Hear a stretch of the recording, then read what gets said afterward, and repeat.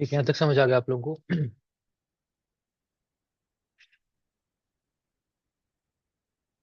ठीक है। चलिए, अब आपको ये भी पता चल गया कि रिक्वेस्ट क्या होती है, हेडर्स क्या होते हैं, पैरामीटर्स क्या होते हैं, बॉडी क्या होती है। ठीक है, ये सारी चीजें आपको समझ आ गई, प्लस आपने बर्ब सूट चलाना भी सीख लिया। अब हमारा जो मेन ऑब्जेक्टिव है वो है कि वल्नरेबिलिटीज को समझना, क्योंकि बहुत सारी वल्नरेबिलिटीज हैं जो वेबसाइट वेब सर्वर को अफेक्ट करती हैं, डेटाबेस को अफेक्ट करती हैं। तो उन सारी वल्नरेबिलिटीज के बारे में आपको जानना जरूरी है, जिनके ऊपर फिर हम लोग प्रैक्टिकल परफॉर्म करके देखेंगे उन वल्नरेबिलिटीज को समझने के लिए। तो आप लोग हेडिंग डाल लीजिए, सबसे इंपॉर्टेंट टॉपिक है आपका इस मॉड्यूल का, web server and application vulnerabilities.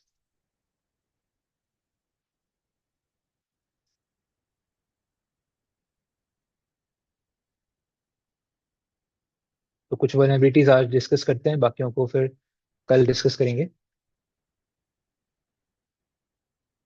तो स्टार्ट करते हैं सबसे पहली वल्नरेबिलिटी से, एक बेसिक वल्नरेबिलिटी कवर करते हैं जिसका नाम है कमांड इंजेक्शन।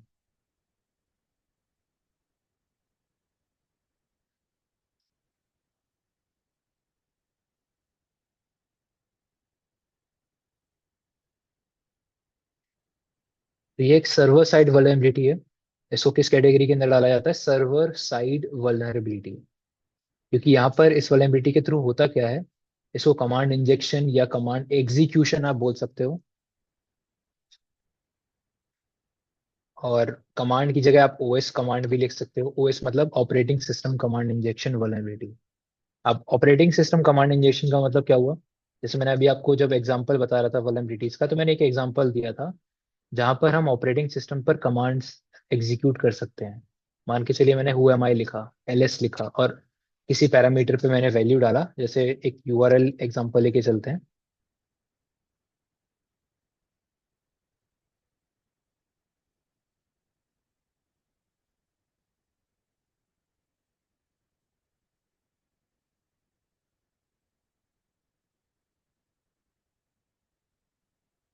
मान के चलिए एक वेबसाइट है जहां पर आपसे वो एक आईपी पूछ रहा है, ताकि वो उस आईपी को पिंग करे या कम्युनिकेट करने का ट्राई करे, या कोई भी फंक्शनैलिटी हो सकती है। आपने क्या किया यहाँ पर? आपने एक आईपी प्रोवाइड करी, for example local host provide कर दिया आपने कि मुझे इस आईपी को पिंग करना है। ठीक है। अब आपको पता है कि ठीक है, आप आईपी उसको दोगे, ये आपके लिए कहीं ना कहीं पिंग करेगा उस आईपी। आपको ये भी पता चल रहा होगा कि ये पिंग करने के लिए शेल का यूज करेगा, उस ऑपरेटिंग सिस्टम के सर्वर के शेल का यूज करेगा पिंग करने के लिए। तो हो सकता है कि उसी शेल पे हम कोई और कमांड भी एग्जीक्यूट करा सकें। आपने लिनक्स में पढ़ा होगा कि लिनक्स या विंडोज में सेम ही होता है। मल्टीपल कमांड्स अगर आपको एग्जीक्यूट करानी है तो कैसे कराओगे आप? हाँ, कोलन तो होता ही नहीं है यूज। पाइप होता है, कोलन नहीं होता, सेमी कोलन होता है। और बताइए।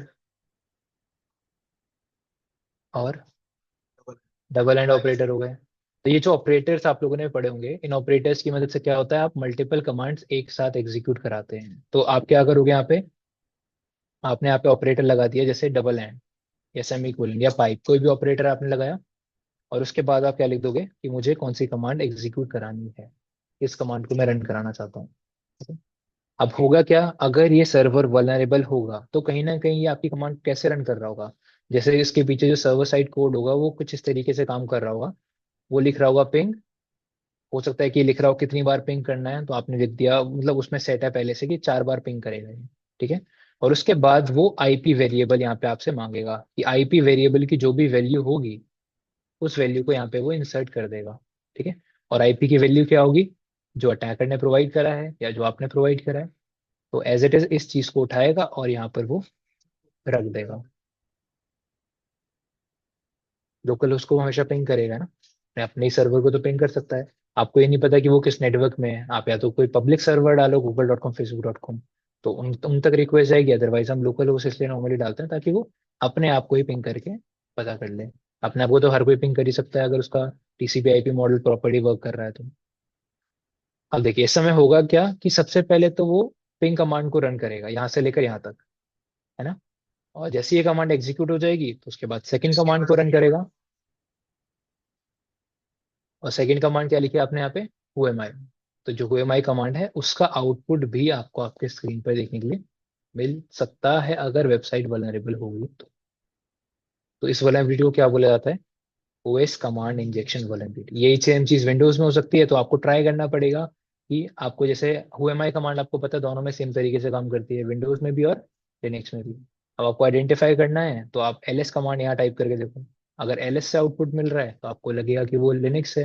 अगर एलएस से नहीं मिल रहा आउटपुट, आप DIR टाइप करके देखो, हो सकता है कि आपको DIR से आउटपुट मिल जाए, क्योंकि वो विंडोज ऑपरेटिंग सिस्टम या विंडोज सर्वर हो सकता है। समझ आया? तो इस वल्नरेबिलिटी को क्या बोला जाता है? ओएस कमांड इंजेक्शन या कमांड एग्जीक्यूशन वल्नरेबिलिटी। समझ आया? तो यहाँ पे आपको ये आइडेंटिफाई करना पड़ेगा कि वो वेब सर्वर कौन सा है, क्लाइंट मतलब विंडोज है या फिर लिनक्स है। ये आपको आइडेंटिफाई करना पड़ेगा।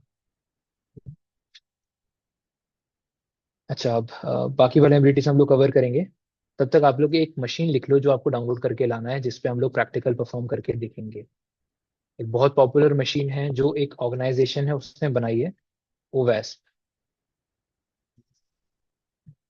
उसके अंदर सारे मिल जाएंगे आपको, ओवास की बनाई हुई सारी मशीन मिल जाएगी। तो आप मशीन का नाम लिख लीजिए, ओवास BWA। आप गूगल पे सर्च करेंगे ओवास BWA डाउनलोड, तो उसका ऑलरेडी क्रिएटेड वर्चुअल मशीन मिल जाएगा, ISO नहीं मिलेगा। ऑलरेडी सेटअप वर्चुअल मशीन मिलेगा आपको। हाँ, सोर्स फोर्स डॉट नेट पे मिल जाएगा आपको। तो वहां से इसको डाउनलोड कर लीजिए, 2 GB के अराउंड का होगा शायद, 1 पॉइंट समथिंग। तो उसको डाउनलोड करके अपने VM पे सेटअप कर लेना आप लोग, VMware या वर्चुअल बॉक्स जो भी आप लोग यूज कर रहे हैं।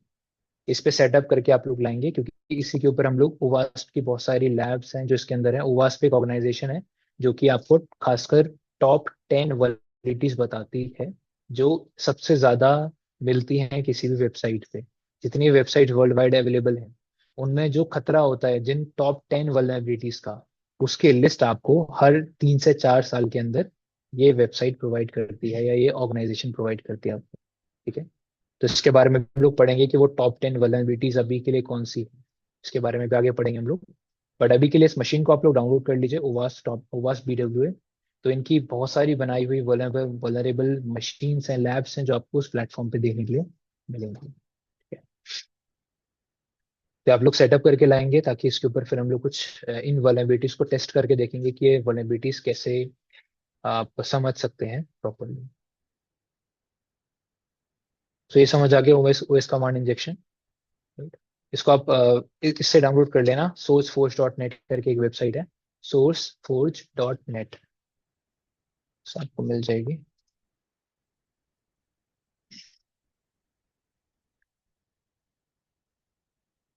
यहाँ पर ही है। इस पर आप क्लिक करके इसको डाउनलोड कर लीजिएगा यहाँ से। चलिए, समझ आ गया सभी को? बाकी वाला एक्टिविटीज नेक्स्ट क्लास में कवर करेंगे, इनको प्रैक्टिकली परफॉर्म करेंगे, तो ये लैब सेटअप करके आप लाइएगा।